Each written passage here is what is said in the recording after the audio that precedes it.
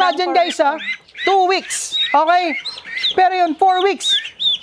Ba't ganon? Kabilis.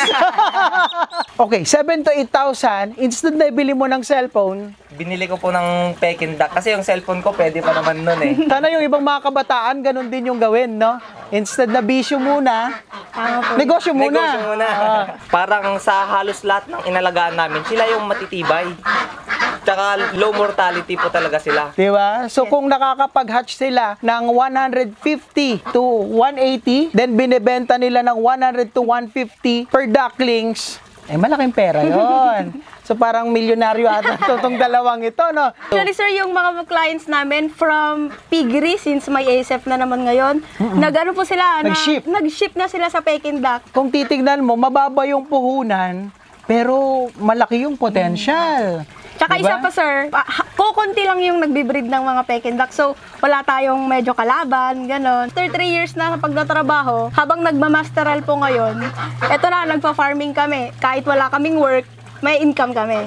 So, in other words, pag live yung duck, Peking without G. Pag na-dress na, gano'n. Pag na-dress na at naluto na, Peking duck. So, ano yan?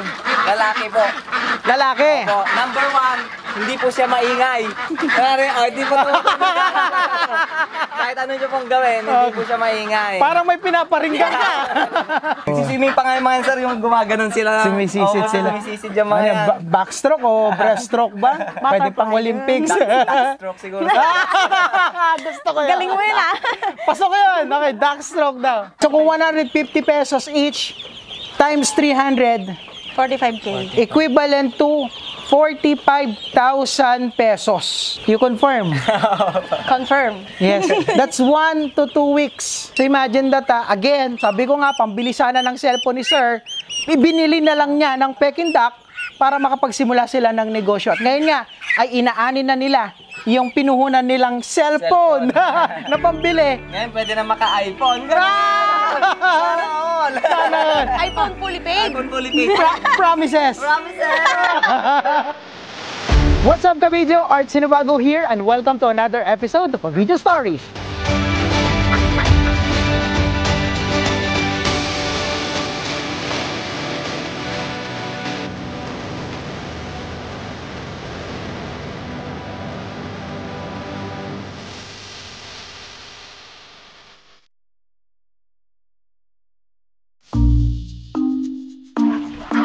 What's up mga ka-video? Kamusta po kayo? For today's video, nandito tayo ngayon sa Barangay Nagsiryalan, sa bayan ng Kamiling, sa lalawigan po ng Tarlac, na kung saan ating papasyalan ang isang integrated farm. At the same time, ating alamin ang tamang proseso at pag-aalaga ng Peking Duck. At ating kikilalanin ang agricultural engineer na nagmamay-ari po dito. Tara, let's go!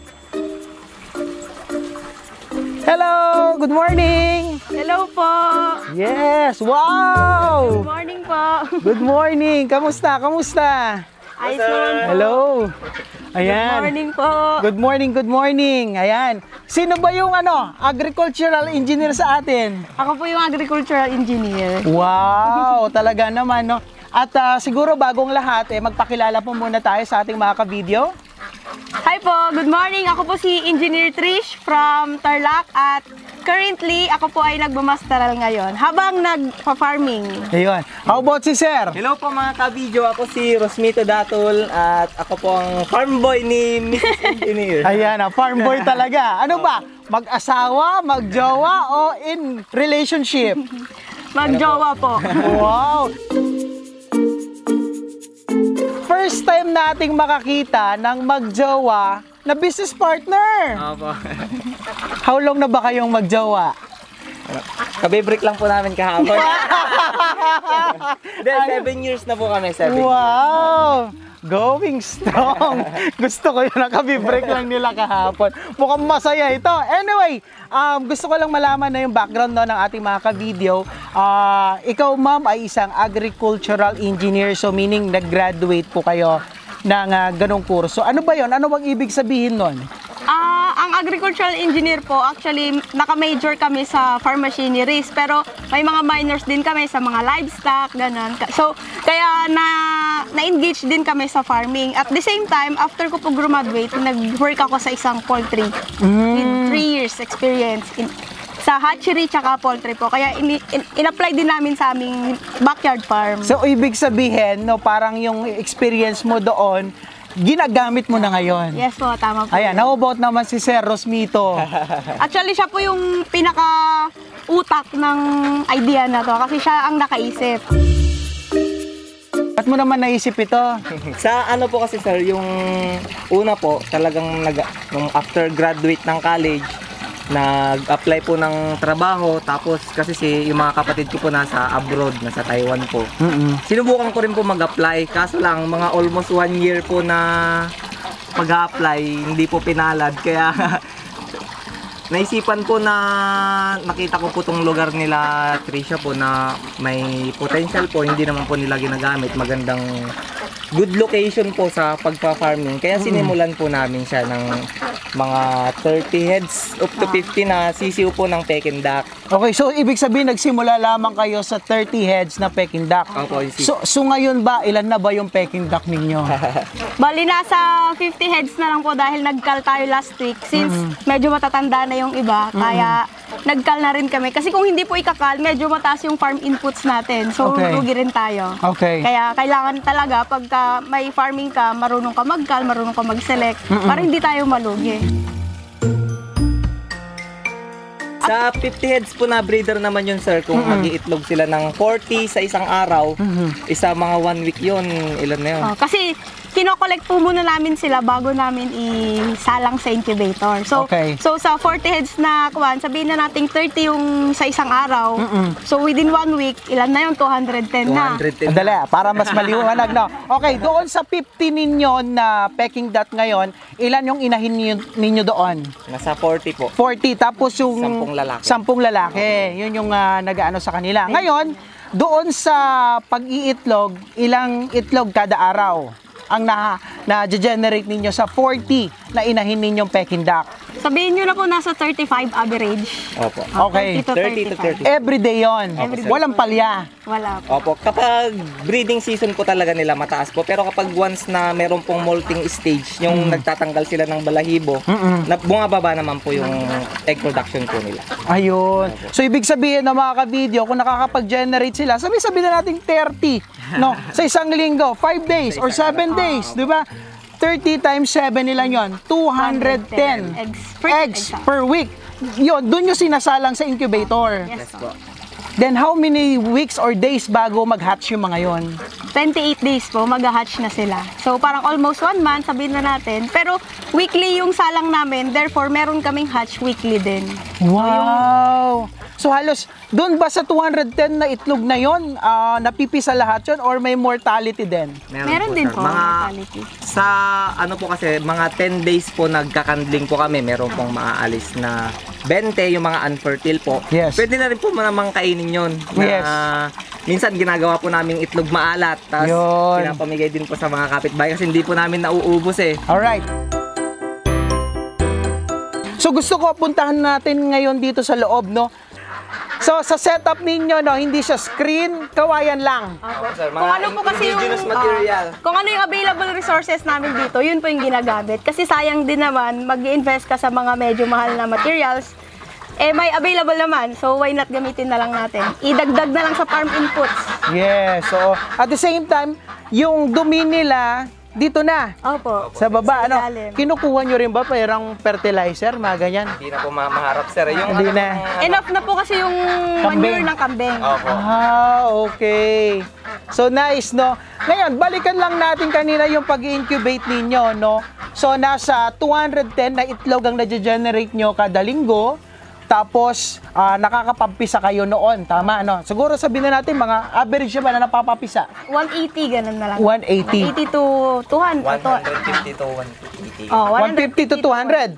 O, tama ba? 150 to 180. 180. Ayun, yun na yung talagang pinakasagad ninyo, no? Weekly po yan. Yes. Tapos, how many days or weeks ninyo bago i-dispose? 1 week old po. after vaccination, kasi binabaksin namin, kinukondisyon namin sila vitamins, lahat-lahat na. So, after 1 week, saka namin nire-release para ready na talaga sa mga customers. Wow! So, ang tanong naman natin ngayon, magkano ang bentahan ng mga ducklings? Ayan, depende sa lugar o depende sa shipping din o paano? Actually, ganun din po, depende sa lugar, depende sa shipping, pero ang range na Yes, range natin. ang range na binebenta namin ay 100 to 150 pesos. Per head. Per head po. Kasi po, yung iba gusto gender, ganun. Isa rin po consideration po ng mga clients, gender. Kasi po, mas gusto nila female. So, yung mga lalaki may iwan sa amin. So, ang price naman ng female is mas mataas kumpara sa lalaki. Kaya ganun yung price. Magkano man ang average sa female? Ganun din, sir. 100 to 150. 100 to 150. So, kayo na mag-compute ng mga kabidyo kung magkano yung pwedeng kitain kada linggo. Diba? So, kung nakakapag-hatch sila ng 150 to 180, then binibenta nila ng 100 to 150 per ducklings, malaking pera yon. So, parang milyonaryo ata itong dalawang ito, no? Di ba kayo mag-aasawa?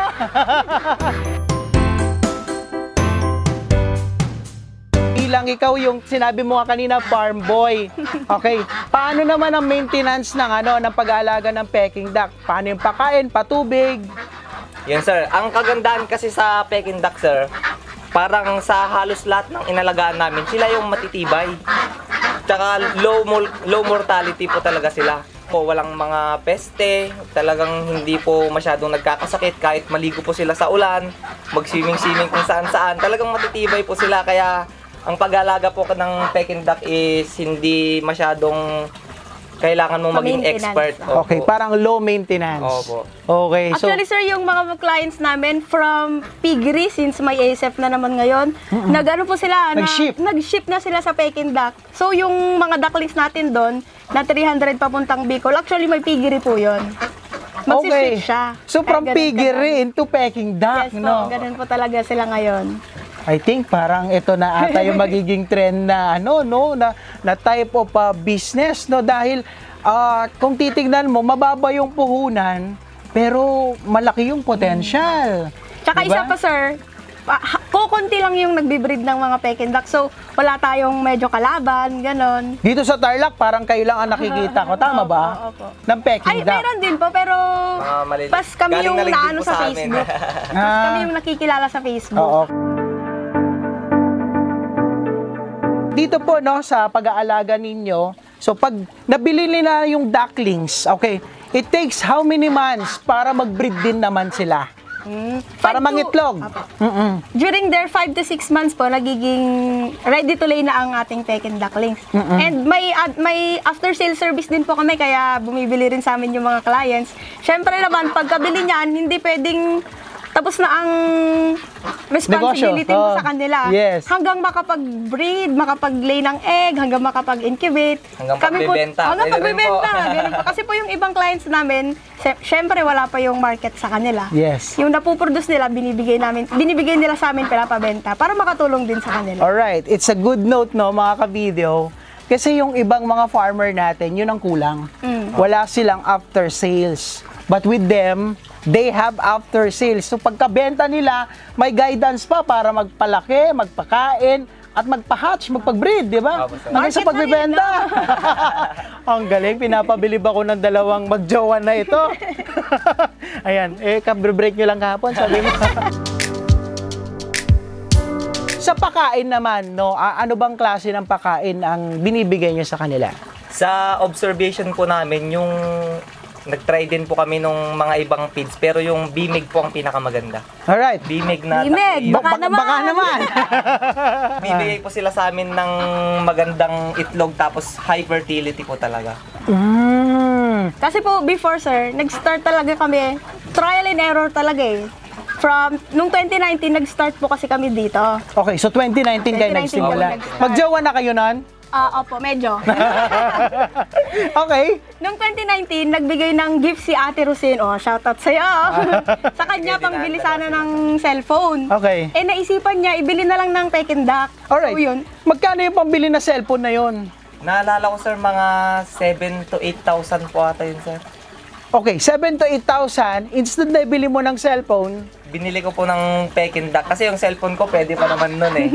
Kaso lang medyo naglalag na kaya parang naisipan ko birthday gift ko po yun sir, birthday gift. Okay. Tapos nakita-kita ko po sa Facebook, parang wala pa dito sa lugar namin yung Peking Duck. Okay. Kaya parang may potential po, mataas yung anong tawag nito? Yung marketability. Opo, mataas yung potential po niya na kasi wala akong kalaban dito, kami lang magbebenta ng ganti kaya nasimulan Yes. po namin yung Peking Duck. Okay, so sa halagang 7 to 8,000, nagsimula sila ng Peking Duck. Pambili sana ng cellphone. Sana yung ibang mga kabataan, ganun din yung gawin, no? Instead na bisyo muna, negosyo muna. Negosyo muna. Ilang taon ka na ba? 26 po sir. Batang-bata. Sa mukha po 18. Sa totoo 27 na. So halos magkano lang kayo? Magka 7 na rin po ngayon. Magkaedad lang. So ang ganda, no? So, mga ka-video, no? Sabi nga, hindi hadlang yung edad para magsimula ng negosyo. At the young age, nagne-negosyo na sila. Okay? With Peking Duck, hindi na kayo umasa sa magulang. Kami na rin po yung nagbibigay. Pambili ng ulam, gano'n. Yun, no? Doon sa pag-aalaga nyo nito, no? Kumbaga, how many years na? Since 2019, tama ninyo, no? Hanggang 2024, so almost 5 years na pag-aalaga ng ganitong klase ng alagain. Paano naman yung naitulong ito sa kabuhayan ninyo? Kami na rin nga po nag-provide sa family din namin ng mga pang-ulam, gano'n, Tsaka hindi na kami nagtatrabaho sir. Ito na yung parang source of income. Tsaka sir, actually nung pagka-graduate niya, parang 5 months ba, nagtrabaho ka. After noon, talagang nag-focus na kami. po kami. Ako rin po, after 3 years na pagtatrabaho, habang nagmamasteral po ngayon, eto na, nagpa-farming kami. Kahit wala kaming work, may income kami. Talaga. Ang galing, no? Sana kapulutan pa rin ng inspirasyon ng ating mga ka-video itong kwento natin. Actually, this is, ewan ko lang kung kayo ang pinakabata or couple na feature natin dito sa ating channel. At sana ikapulutan ng ating mga ka-video itong aral na ito. Naguguluhan lang ako. Kasi may dalawang klase akong nakikita. Peking Duck at saka Peking Duck. So sa inyo, Peking Duck without G. Paano ba yung diferensya niyan? Pag live po, tinatawag natin niya Peking Duck. Pero pag yung luto na, Tinatawag po na Peking Duck. Yun po yung term. Okay! Now you know. Now you know. Ako din, ngayon ko lang nalaman. So, naguluhan ako kasi may G at saka without G. So, in other words, pag live yung duck, Peking without G. Opo. Pag na-dress na, gano'n. Pag na-dress na at naluto na, Peking Duck. Ano ba masarap na pag naluto ng Peking Duck? Para sa amin po, adobo. Na may konting sili? Opo. Naku, sipa. nagutom ako niyan. Siguro, matitikman ba natin yan? Titikman natin yan sir. Alright, so mamaya abangan natin mga ka-video titikim tayo ng Peking Duck. Kasi luto na eh. naluto na. Tama, no? Galing. Alright. Paano yung yung pag-aalaga yung vitamins nila, at the same time yung health nila, paano nyo na monitor? Nagbibigay po kami ng vitamins daily. At the same Okay. time, pag breeder age na po, nagbibigay kami ng pampaitlog. Okay. Tapos, Po, Distinguished na. sige, paano natin ma-identify yung yung lalaki at babae na sige, maghuli ka nga. Huli tayo sir.